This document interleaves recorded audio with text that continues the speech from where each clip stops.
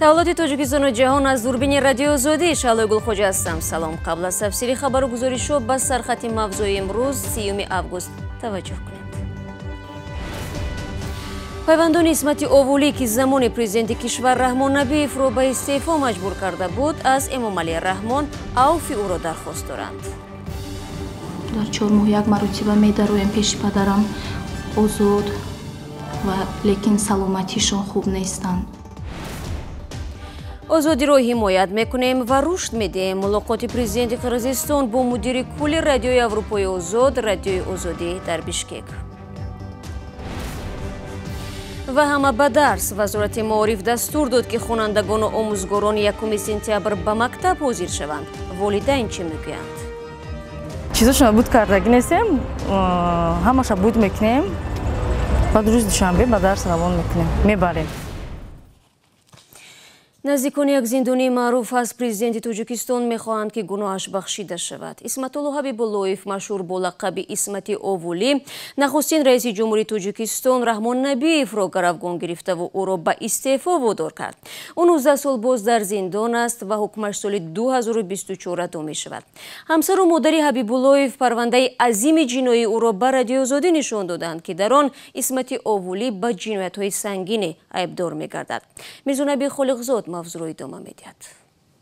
наздикони Исматулло Ҳабибуллоев, яке аз зиндониҳое ки бо муддати тӯлонӣ маҳкум шудааст, аз тариқи Радиои Озодӣ ба президенти Тоҷикистон ва ҳам сарраёсати иҷрои ҷазои Вазорати адлияи Тоҷикистон муроҷиат карданд ки аз 25 соли зиндоне ки 19 соли ӯро сипардааст афв карда шавад. ҳамсари Исматуллои Овулӣ дирӯз дар суҳбат ба Радиои Озодӣ хоҳиш кард ки президенти Тоҷикистон як бори дигар ба парвандаи ӯ бознигарӣ кунад ва дар нисбати ӯ раҳму шафқат нишон диҳад. нағзан мо хабаргирӣ меравем, чӣ шикоят надорам, ҳама нағз. мо мехоҳем ки як бори дигар кори ҳамиёро дида бароянд. президенти ҷумҳурӣ мегӯянд ки мо намедонем, мо мегӯянд амнистия мешавад. дар ҳамин амнистия мехоҳем ки ҳамин ваи 2001 ҳамиёра дида бароянд, афи ҳамиёра дида бароянд. мо ҳамин хоҳиш дорем. Исмати Овулӣ ки ин ном барои доираҳои гуногуни Тоҷикистон машҳур аст, дар соли 2002 аз тарафи додгоҳи олии Тоҷикистон ба 25 соли зиндон маҳкум шуд ки имсол, яъне дар соли 2019 ин 19-умин сол аз давраи иҷрои ҷазои ӯ мегузарад ва зимнан хонаводаи ӯ ҷиддан мехоҳанд ки дар нисбати ӯ раҳму шафқат аз тарафи президенти Тоҷикистон зоҳир шавад ва ӯ ба озодӣ ва назди хонаводааш баргардад. рӯ меорем ба мавзӯи дигар. рӯзи гузашта дар Бишкек мулоқоти Ҷейми Флай, президенти Радиои Аврупои Озод, Радиои Озодӣ бо Сооронбой Ҷеймбеков, раиси ҷумҳурии Қирғизистон баргузор шуд. Ҷеймбеков гуфтааст, дар минтақа Қирғизистон кишваре аст ки вазъи озодии баён дар он нисбатан беҳтар дониста мешавад. ҳамзамон Сооронбой Ҷеймбеков аз Радиои Озодӣ ба унвони расонаи бетараф ёд кардааст. баъди анҷоми мулоқот Ҷейми Флай бо Дарья Тимофеева, хабарнигори телевизиони «Настоящее время» ҳамсӯҳбат шуд. рӯз бахайр ҷаноби Флай. дақиқан чанд лаҳза пеш мулоқоти шумо бо президенти ин кишвар анҷом ёфт. таъссуроти шумо аз ин дидор чӣ аст? ин хеле таъсирбахш аст ки дар Қирғизистон президент омода аст озодии баён ва гуногунрангии васоити ахбори оммаро пуштибонӣ намояд. радиои Азаттик имкони фаъолияти озодонаро дар ин ҷо дорад ва мо инро қадр мекунем. дафтари қирғизӣ барои Радиои Озодӣ ҷойгоҳи хос дорад ва ман аз президент даъват кардам ки дастгирӣ аз расонаҳои мустақилро идома диҳад. то ҷое мо медонем шумо дар гирифтани раводид ба Тоҷикистон мушкил доштед. мақомоти Қирғизистон сафари шуморо чӣ гуна қабул карданд? мақомоти ин кишвар бениҳоят меҳмоннавоз буданд. ин ҳам боз як шаҳодати фаъолияти муваффақи бахши қирғизии Радиои Озодӣ аст. ин аз боз будани сиёсатмадорон ва ҷомеаи Қирғизистон далолат мекунад. дар қиёс бо журналистони кишварҳои ҳамсоя, журналистон дар Қирғизистон метавонанд бидуни ҳарос доштан аз он ки боздошт мешаванд ва ё таҳдид мегарданд, кори худро анҷом медиҳанд. натиҷаҳои мулоқоти шумо бо Сооронбой Ҷеймбеков чӣ гуна буд? نگرانی اساسی من در اینجا در بیشکک بیشتر در مورد تلاش برای کاهش دادن اهمیت تحقیقات ژورنالیستی بخصوص در سمت کروپسی است. به اندیشه من همکاران ما ناعادلانه مورد حمله لفظی رسانه‌های دیگر قرار گرفتند. ما از آن نگران هستیم که در فضای مطبوعاتی قرقیزستان حمله ها هرچی بیشتر می شود. اما صرف نظر از همه این ما به انجام تحقیقات های جدی و فاش نمودن کروپسیا ادامه خواهیم داد. به نظر من بعد صحبتی که با پرزیدنت کشور داشتیم، مقامات تلاش های رسانه ها را در مورد آشکار کردن فساد در همه زمینه ها حمایت می کنند. در هفته جاری شما اینچنین از تاجیکستان و قزاقستان دیدن کردید. از این سفرهایتان قناعتمند هستید؟ من در این سفر به این کشورها امکان گفتگو با ژورنالیستان رادیوی آزادی را داشتم. باید اقرار شد که وضع این کشورها ما را بیشتر از همه نگران کرده است. در تاجیکستان ضمن ملاقات با وزیر کارهای خارجی من مسئله آن را مطرح کردم که چرا بیورو تحت اذیت است. مقامات به ژورنالیستان با محروم نمودن از اکریدیتاسیا تهدید میکنند. برای ما این قابل قبول نیست. در قزاقستان به ژورنالیستان حمله صورت گرفت، اما پلیس این قضیه ها را تحقیق نکرد. این شرایط نامساعد برای کاری وسایل اخباری عموم است. تلاش های برای محدود کردن فعالیت رسانه ها و جلب ژورنالیستان به جوابگری جنایی انجام می شود. من از آن به نهایت خرسند شدم که کارمندان ما در بیشکک تماما در شرایط دیگر فعالیت می کنند. من امیدوارم که وضعیت به سمت منفی تغییر نمی کند و قرقیزستان در منطقه نمونه باقی می ماند. شما دورنمای فعالیت بخش آسیای مرکزی رادیوی آزادی را چگونه ارزیابی می کنید؟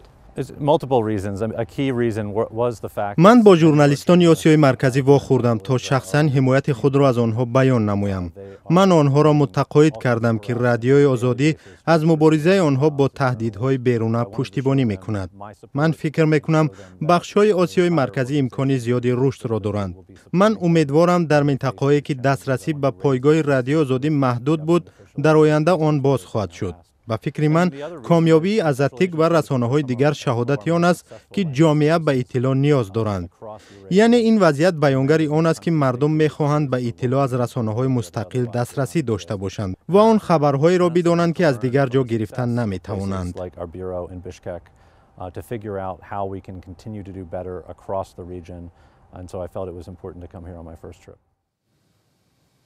بینندگان عزیز، این صحبتی همکارمان از تلویزیون نستایش وریمه با مدیر کل رادیوی اروپای آزاد رادیوی آزادی بود. هرچند امسال 1 سپتامبر با یکشنبه راست آمد، در تاجیکستان روزی 2 نیش برگزار خواهد شد. وزارت معارف از مسئولان در منطقه کشور طلب کرد که در این روز حضور خوانندگان و آموزگاران را در مکتب تامین نمایند. چون این تصمیم البته بحث را برپا کرد، ولی در وزارت معارف گفتند این موضوع جای نگرانی ندارد، چون این روز را از حساب روزهای دیگر هفته جبران میکنند. سرویناز روح الله و شهلای عبدالله در این باره گزارش آماده نمودند. برخلاف آن که امسال 1 سپتامبر به روز یکشنبه که استراحت است راست آمد، وزارت معارف و علم تاجیکستان خوانندگان و دانشجویان و استادان را به مکتب دعوت کرد. مسئولین وزارت میگویند به جای آن روز 7 سپتامبر یعنی شنبه آینده روز استراحت مقرر کرده شود. آموزگاران و خواننده ها میگویند برای اشتراکشان در روز اول تحصیل دستوری وزارت معارف صادر شده است و نمیتوانند آن را صرف نظر کنند. خیلی با کار روز دوشنبه میشه سازتر میشه. والدان میگویند هنوز تمام جهاز مکتبی فرزندانشان را خریداری نکردند. اما چیزاشون بود کردگی نیستیم، همش بود میکنیم. بعد روز دوشنبه به درس روان میکنیم، میبریم. مثلا چیاشون اولی نخریدیم؟ از ما سمکات فلیوشون امروز اولی نخریدیم. این تصمیم وزارت معارف و علم در شبکه‌های اجتماعی باعث به واکنش‌های گوناگون شده است. برخی آن را پایمال کردن حقوق آموزگاران و خوانندگان دانستند، ولی برخی دیگر میگویند عادت شده است که کسی در روز یکشنبه به تحصیل نمی‌رود. اکثر همصحبتان رادیوی آزادی که برخی حتی این خبر را از ما شنیدند، اظهار ناراحتی کردند و گفتند در یک روز کسی دانشمند نمی‌شود. روز یکشنبه اگر درس شود با خوبتر می‌شود. اما به نظر می‌رسد که خودی مکتبخوان‌ها از این خبر خوشحالند. معلمم را بسیارتر یاد کردم، مکتبم را، هم‌صنفم را. اما این تصمیم وزارت را برخی هم به مشکل دیگر ربط می‌دهند. آنها میگویند در حالی که سر و صداها اطراف پولسیتونی از خوانندگان صنف‌های یک شنیده می‌شود، وزارت هم می‌خواهد این بحث به طرف دیگر کشیده شود. در روز استراحت درس اعلان کردن وزارت معارف بار نخست نیست.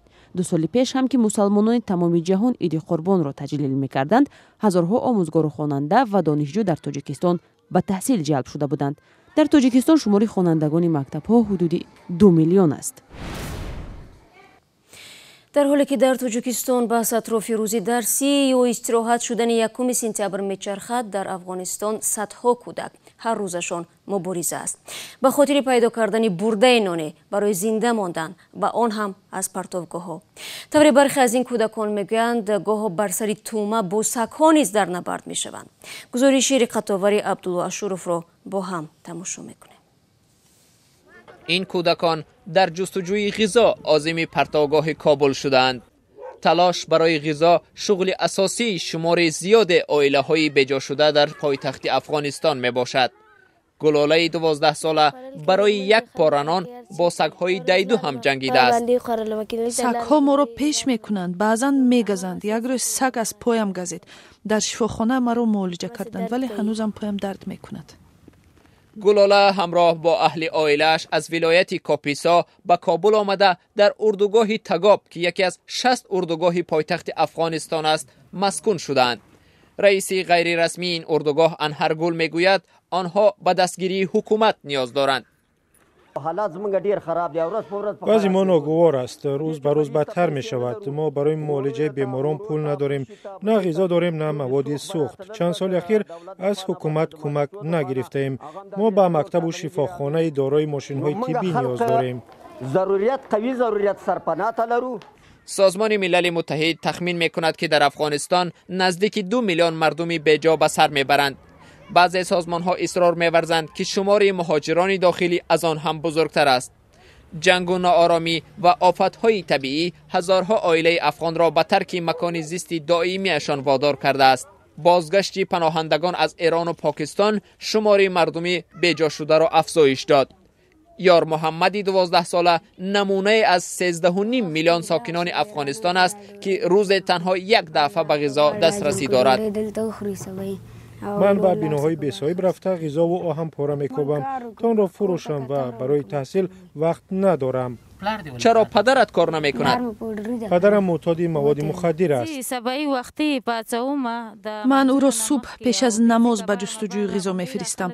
هر چیزی که بیارد غذای کودکان دیگری این عائله است. اگر او چیزی نآورد ما به غذا میمانیم و کودکان از گرسنگی می‌گریند. 1 ماه اخیر ما روغن هم نداریم.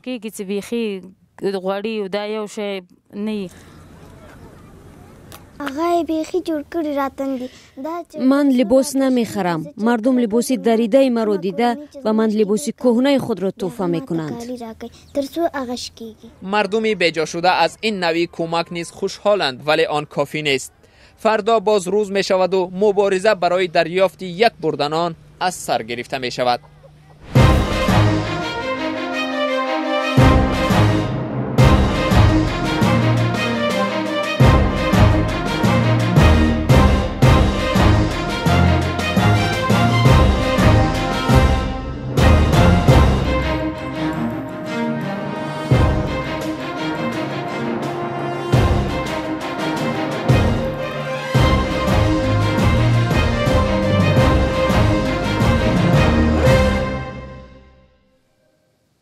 و در نویه جرم ولایت بدخشان یک جنگی تاجیکستانی کشته شده است. در این باره امروز وزارت دفاع افغانستان خبر داد از این شهروند تاجیکستان فتح‌الله نام برده می شود. طبق خبر در حمله هوایی 10 نفر از طالبان نیز کشته شدند. مقامات تاجیک تا به حال در این مورد ابراز نظر نکردند.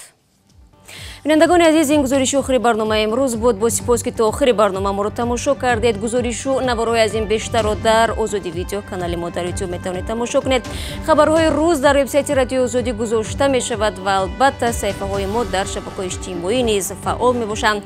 طوری شما میدونید فردا برنامه خبری نداریم. برای شما بینندگان عزیز استراحت با فراغت می خواهیم و در هفته نو ملاقات خواهیم کرد. خدا نگهدار.